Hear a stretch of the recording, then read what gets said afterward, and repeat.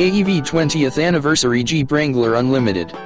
There we were, crawling up the steepest, rockiest uphill in all of Hungry Valley, a place where all of Southern California's dirt bike, Jeep, and 4x4 enthusiasts come to creep and crawl around as only they can do. Had there been an inclinometer on board, it would have read maybe 45 degrees straight up. In the driver's seat was us.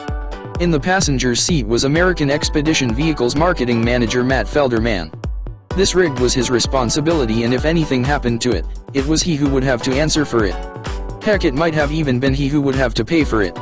So was he on edge? Fingers plunged into the custom AEV sheet bar on the dash? Sweat pouring from his haggard brow? Drool? Flatulence? No. Such is the comfortable repose one can assume in a fully loaded, kitchen-sinked $100,000 Wrangler Unlimited from AEV. With everything on it that AEV technicians can imagine, it is indomitable. If you can't crawl over it in an AEV, you can't crawl over it.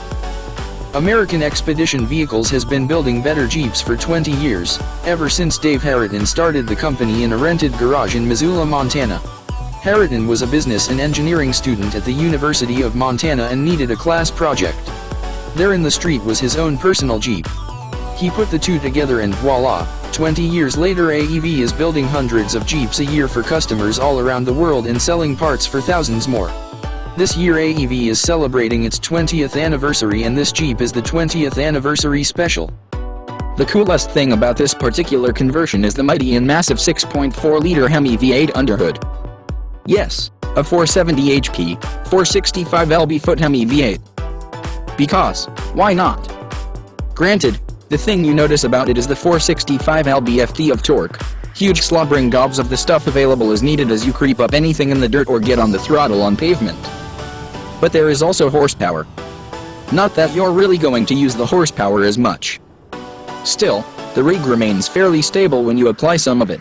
It doesn't get twisted out of shape like those trophy trucks making that left turn at the start of the Baja 1000 where they're leaving Ensenada heading up the wash and the inside left front tire is way up in the air clawing for purchase as the truck body twists and shimmies and 1,000 Mexicans cheer.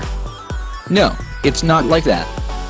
Granted, we weren't in Baja, but we did spend some time whipping through twisty mountain roads, both paved and unpaved.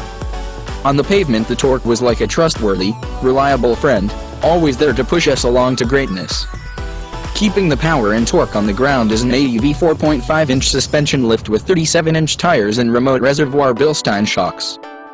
You definitely feel taller with this setup, but not necessarily tipping over tall, not like a monster truck or anything.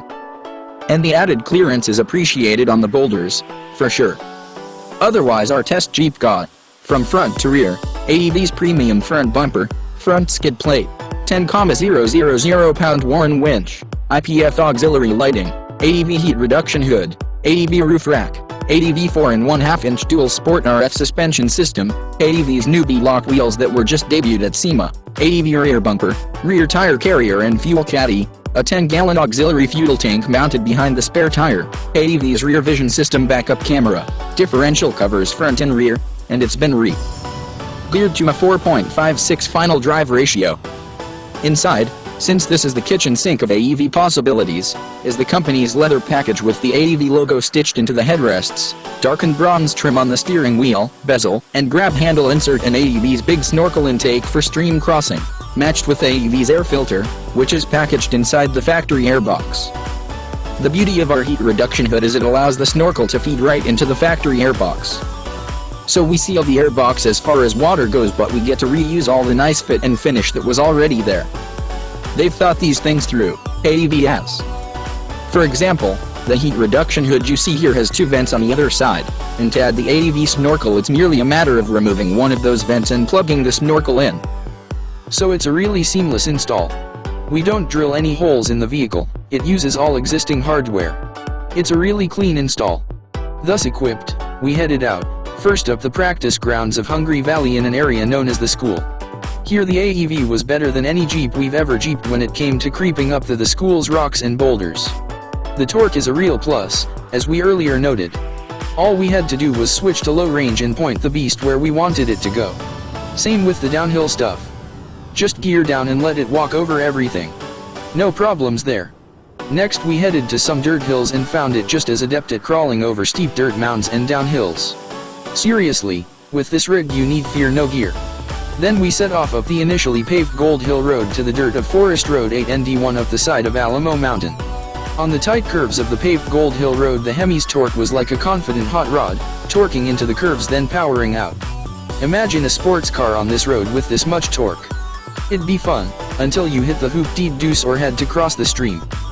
On the flat dirt road, the AEV 20th anniversary Wrangler was equally adept. The tread on the BF Goodrich Mud Terrain 37x 12.50 R17 LT 37-inch tires never slipped.